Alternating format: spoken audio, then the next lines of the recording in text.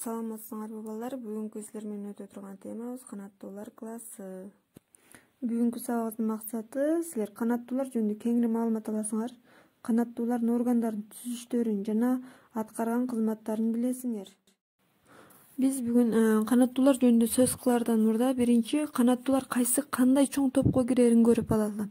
Классификациянын негизинде хордолулар типинин омурткалуулар типчеси өз ичинен балыктар классына, жерде сууда жашоочулар классына, сойлоп жүрүүчүлөр классына жана канаттуулар классына, ошондой эле сүт эмүүчүлөр классына бөлүнөт.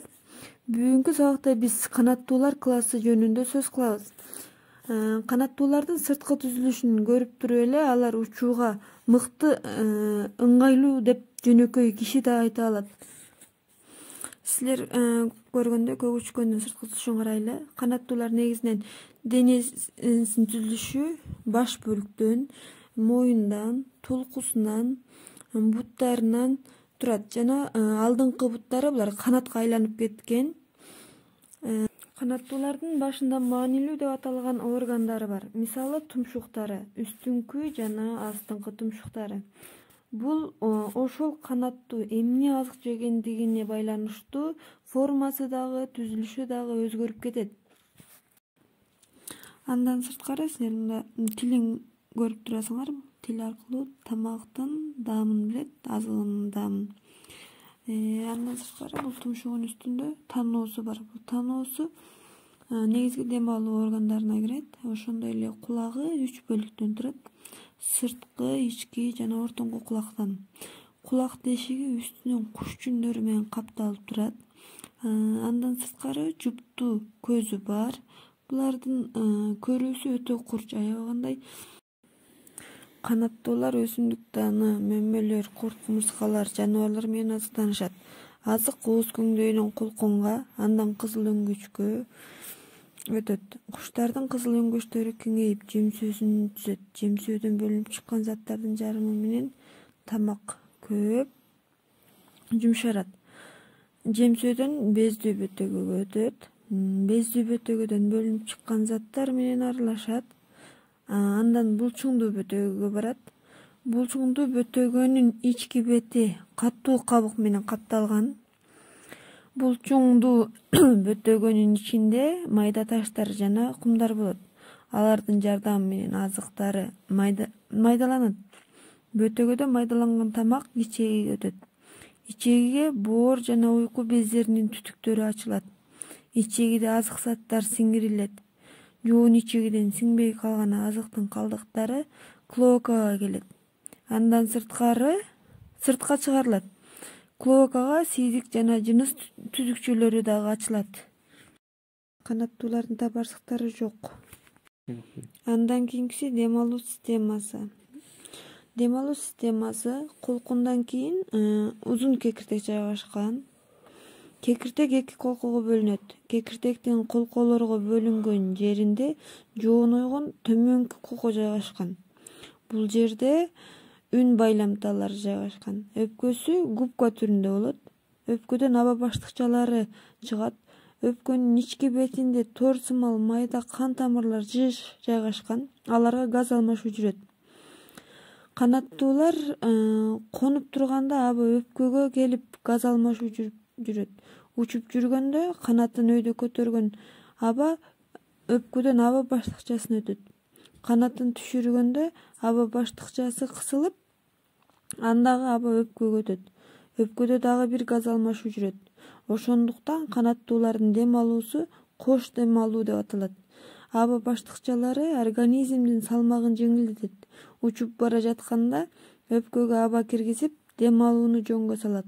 Аба баштыкчалары ички органдарды ысытпайт, өйкөлүшүүдөн сактайт. Андан кийинки система бул кан айлануу системасы. Канаттуулардын жүрөгү 4 бөлүктөн, 2 дүлөөчөдөн жана 2 карынчадан турат. Жүрөктүн оң жагында вена каны, ал эми сол жагында артерия каны болот.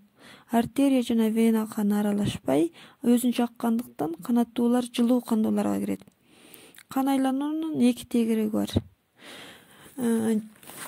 Бул биринчиден бул кан айлануунун кичине тегереги деп бул жүрөктүн оң карынчасынан артерия кан тамыры аркылуу вена кан өпкөгө келет.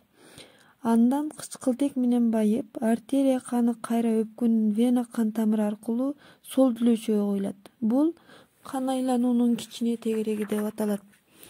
Ал эми кан айлануунун чоң тегереги бул жүрөктүн сол карынчасынан артерия каны толтоого куюлат. Толтоодон чыккан кан дененин бардык органдарына таралат.